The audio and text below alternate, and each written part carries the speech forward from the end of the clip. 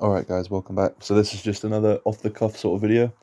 Um, had a regular just training session at home today, and I'm just trying to, get some hypertrophy while just doing bodyweight movements while I don't have access to a gym. So I started off with a 3x10 on assisted pistol squats on each leg.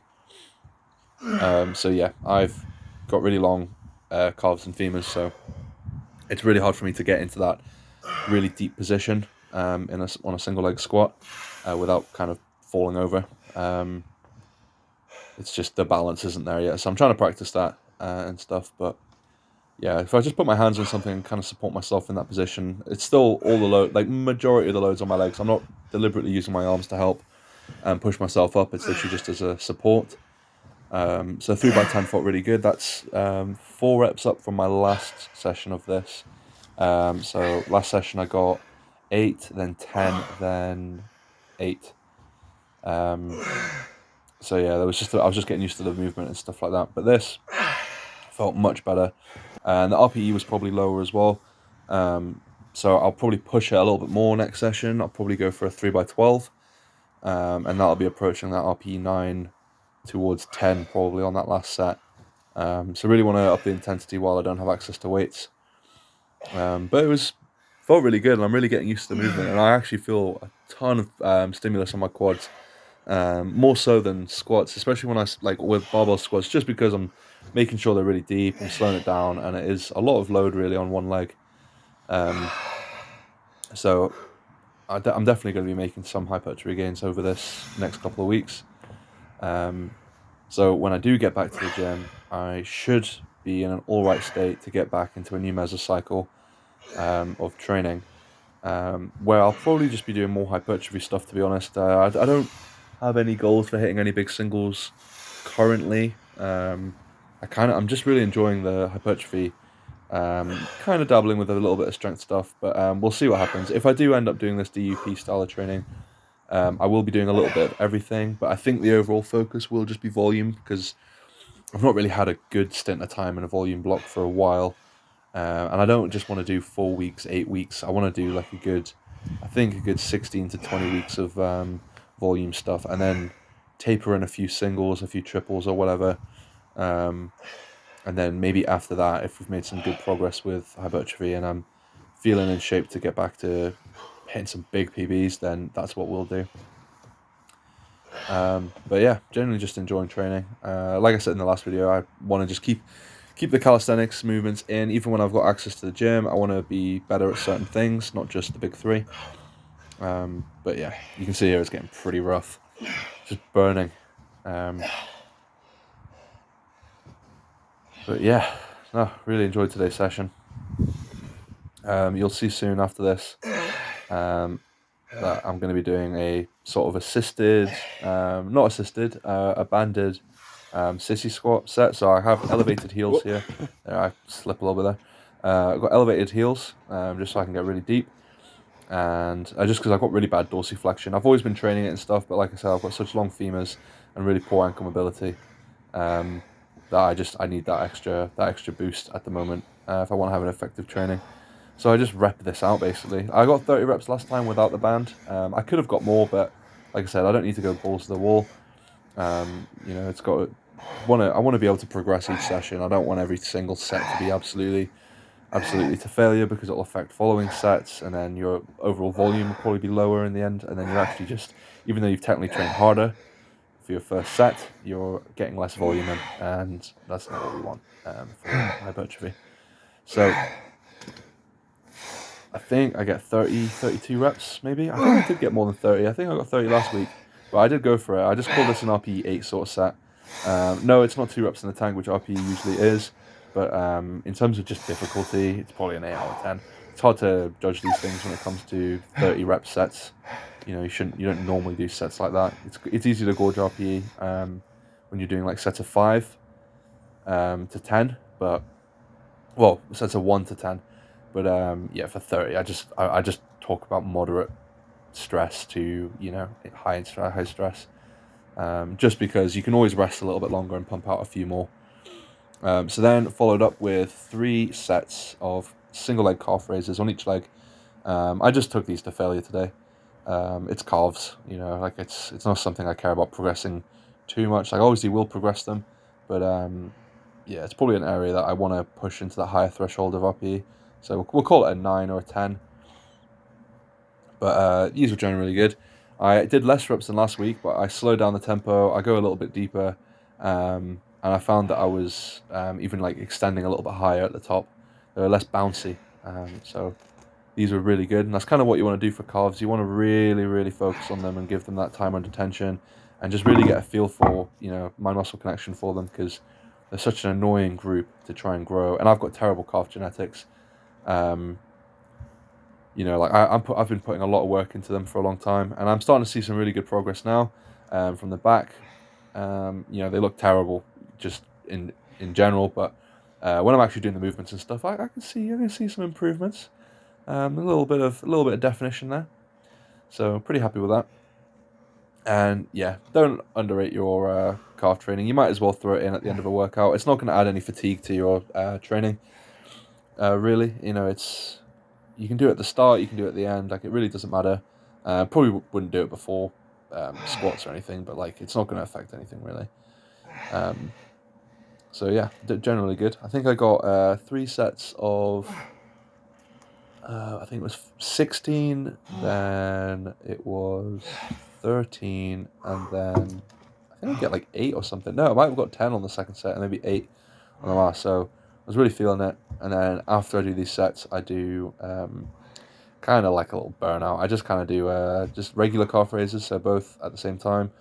And I think I just do it until I get to somewhere near failure. So maybe like 10 reps today, something like that. I've got it all written down somewhere, but yeah, it's calves. It doesn't matter too much, does it? It's not something that's actually going to progress my big three or get me stronger or anything. It's just something I do for having a somewhat balanced physique. Um, you should train everything at some point, but yeah. I don't get nitty gritty and start training individual muscles. I think it's all a waste of time. You could just cover it. Like I'm not going to start doing tib raises or tibialis raises and stuff, because it's just so much setup, so much time. Um, Same with people like I training adductors and abductors. Like it's not going to really. Maybe you could argue some use of training abductors in the bottom of a squat, but if you're doing hip thrusts, you're pretty much sorted. Or if you're squatting, like you're going to get some stimulus there. Like it's never really going to be a limiting factor. Same on deadlifts, unless you're doing a lot of sumo. There's not really much need to train it. It's kind of just like you can, and it's not even going to make a whole big difference to your physique. You might notice some changes there, but only people who should consider it are bodybuilders. But even then, it's not something I think is worthwhile. It's just kind of the amount of time you have to put into training each body part. In my opinion, it's not really worth it. It's like people trying to train, different, like trying to separate your quadriceps and trying to get different angles on your calves, like twisting your feet in and out, or even just like your chest. Like you're in general, like if you're doing a flat chest press, you're going to be getting all areas of the chest covered. You throw in your incline here and there. The same with your shoulders, like like doing your anterior delts. Like it gets hit in a lot of things. A lot of stuff covers a lot. Like compound movements cover a lot of different muscle groups, and you don't necessarily have to isolate everything every single session. And it makes training super long, and it just makes it unenjoyable, because they're not fun things to do. They're not things that people go to the gym to and want to do. So you got to be realistic. If you're willing to put in 2-hour sessions multiple days a week, and you can have a split that covers that, then good on you. But yeah, it's probably going to be marginal gains. Like you might get 5% more, if that. So for beginners to intermediates, I would just avoid all that extra crap. Hit the stuff you want to hit, and make sure whatever you're progressing, you're being specific to that goal, or whatever your goals are, be specific to that goal. If you want to improve your squat, you need to be squatting. If you want to improve your deadlift, you need to be deadlifting, and then there's a couple of accessories that can go alongside that, but don't go crazy and don't do too much, because you can only improve at so many things. So yeah, that's my last drop-off set. And then I hit a little bit of rear delt work, just kind of like physio. Might get a little bit of hypertrophy from this, but I just do 3 sets of 15 here. I know this doesn't necessarily go with leg day, but it's not going to affect my pull workout. at all. Or my upper workout, which I'll have either probably not tomorrow. It's Christmas tomorrow, so Boxing Day. I'll probably hit a pull workout. So yeah, just doing some extra rear delts because it's an area that I really want to put a bit more emphasis on this next year. Because I've never really isolated the area, I've never really trained it, and it is something I need to do for a past shoulder injury that I have. I've dislocated my shoulder a good 4 times. Used to play a lot of rugby. Had a surgery on it, dislocated it diving for a ball when I was playing football. I was a goalkeeper, and it's just been a repetitive issue. It hasn't dislocated in a couple of years now. Strength training has been really good for that. It's part of the reason why I got really into strength training, because it's done all sorts for my progression, like with shoulder rehab and stuff. And then I kind of just got hooked, and I started loving the process of getting stronger and the gains that come along with it. But yeah, it's a bit weird with the band. I can't get that full like face pull unless I stand close, but then it's not got much tension at the start of the lift. So this is kind of my hybrid band pull at the moment, and I feel it a lot in the rear delts. So it's always good to throw in some extra rear delt stuff. It's not going to affect your big pulls. It's not going to affect anything really, even if you're doing quite a lot of sets. It's like you can go crazy on your biceps if you want. Like it's not going to do anything. You're not going to get much fatigue from that. But if you get going crazy on your deadlifts or your like your hinge movements, or you're going crazy on your big pressing movements or your quads, you're going to have marginal gains from whatever else you do afterwards, and it may affect your other training. Like if you're getting stimulus from one exercise to a pretty high intensity and a lot of volume, you don't really need to do too much else afterwards. But yeah, you just need to watch out for your big compound movements. But your isolation stuff, you can, just don't do more than 20 sets a week on said body part, and you're probably good. I think 8 to 20 is the golden range, and you're better off doing the lower end of it when you first start. And some people don't ever really need to do more than 11, 12 sets. Like I find I'm perfectly fine around 11 sets a week for bench, and about 9 or 10 on deadlifts and squats. And then I fill in a couple from other accessories, and that's it really. So yeah, a lot of people just start off when they're training doing everything. Like when I first got to the gym, I would do like 15 sets of bench, then I would go do like 5 sets of pec flies, and then I would do a bunch of other crap that just doesn't matter. And you could just split that over a few days throughout the week, rather than do it all in one session. But you shouldn't really be doing more than 8 sets in a session on one body part, in my opinion. But I think there's a lot of general research that does support that as well. You really want to be around 8-ish sets, or to an RP 6 to 10 sort of intensity. So yeah, I think this was the last set, and then yeah, I rest a little bit, and then I'm just going to do a little just random stuff just to get a little bit more blood flow in them before I finish. And then after this, I think I head inside and I do some Nordic curls. So I do get a bit of hamstring work. It's a bit tough. I've got really strong hamstrings, not the biggest hamstrings, but really strong. I've got some really big RDL numbers, and it's really boosted up my deadlift recently. I'm really focusing on my RDL. I've got a 3x8 with 165 or 160, and 3x9 with 160 because I deadlifted it off the floor. And again, like I probably could go for a 3x10 or a 3x even more than that.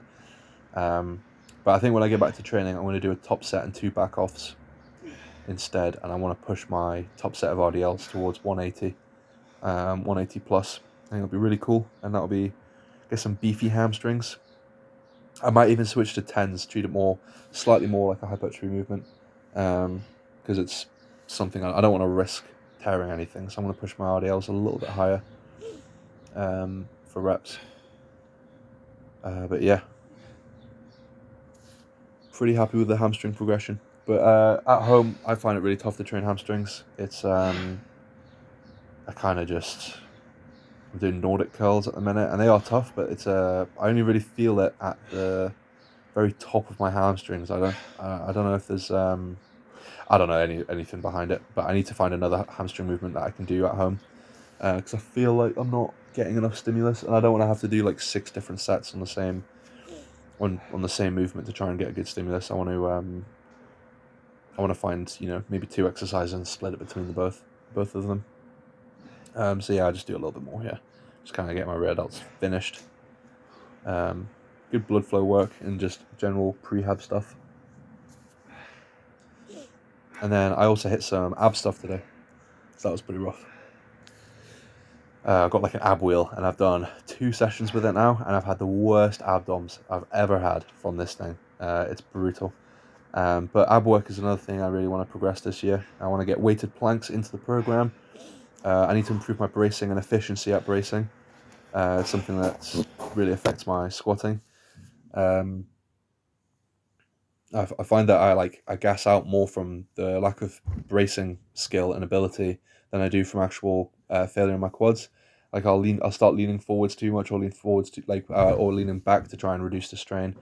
I get a little bit lightheaded as well when I'm bracing, so I want to improve my endurance while bracing. Um, just all sorts of benefits as well to do with core training, with stability, which is another huge thing. So I'm hoping when I get back to the barbell, I should be pretty familiar with it, and be able to, be fine with it due to the core training that I'm doing. I shouldn't have any stability issues when I get back to the bar. But it's also an area that I've never really focused on a whole lot, and I do want to get some hypertrophy in my abs, and when I do lean down, have a slightly more abby physique. I'm sure that'd be good. That'd be very nice. Because last time I got quite lean, I just had very, very tiny abs. Like you should train them if you want to have that complete, or that blocky look, Um, so it's something I'm going to do. I want to get strong in it, and it's something that's not going to add too much fatigue. So I just throw it in at the end of a session, couple of sets. Start off with body weight, progressively add few kilos, and keep an RP. And also, have an RPE there. Don't do a set to absolute failure. Try and get your volume in, and you should be able to have like a system of progression throughout a block on your core training. Everything should be logged, and also just logging all your sessions. Like if anyone's still here, anyone's watching, you should track your sessions. You should count every rep. You should count every set. You should figure it out, because this data is so important. Because when you look back over the months, you can remember successful blocks. You can remember successful training sessions. You can remember when you got PBs, what you were doing beforehand. And you can look from session to session, and each week be like, right, well, I want to increase the total load over the session from what I did last session. This should be higher, and if it's not, then you're not progressively overloading, and you're not going to be making progress. You're just going to be repeating the same thing. And it's a lot of people have been going to the gym for years now, and they're lifting the same weights they were doing a couple of years ago, and they don't realize, because they might do more pump work with lighter weight and stuff like that. But like, people aren't tracking progress from session to session, or from week to week, or even month to month. Like it's a weird one, but you should track it, because you're just gonna be wasting time. Even if you're just at home doing push-ups, like I'm doing basically, or dips, like you should count what you do, and the next session you should try and beat that, or at least in a few sessions. It doesn't have to be every single session's a PR, but there needs to be some sort of trend towards being stronger, or moving more weight, or reducing the amount of time it takes you to do something as well. That's an example of progressive overload. Or even doing the same weight, but you're doing more, further range of motion, something like that. If you're trying to increase your like flexibility and things, if you're going from a quarter squat to a parallel squat, from a parallel squat to to an ATG squat, like that's progression. With the same weight. So these are all great things to be doing. But that's one thing I never did for my first few months of training. I kind of just went to the gym and went in there, and you didn't have to think about it, and it's nice. You just go in and you do your own thing. But I didn't hit a PB or anything on any 1 RMs, 3 RMs, 5 RMs. I might get technically volume PBs, but it was very rare that I was getting PBs, and they were very inconsistent. I couldn't predict when they would be. I didn't have test weeks. I just did whatever, whenever, wherever. Probably if I kept doing that, I would have had a higher risk of injury. I didn't have any RPE, so I couldn't predict performance. I couldn't do any of this stuff. So if you can, start tracking, and it's probably one of the most important things that you can do as a beginner, and get used to it. track your sessions, and enjoy your sessions. But again, if you don't care, if you're just going to the gym because it's like you see it as something you just want to do every now and then, that's fine. But if you're passionate about getting better at something, then you should track what you're doing. Right, I feel like I've rambled on absolutely ages on that, but you should do it. So yeah, right. Thank you very much for watching. This is the end of my ab stuff, which I did, because just to let you know, I did 3 sets, 15, 12, and 8. But I think I only put 1 set in. Right. Thank you very much. Goodbye.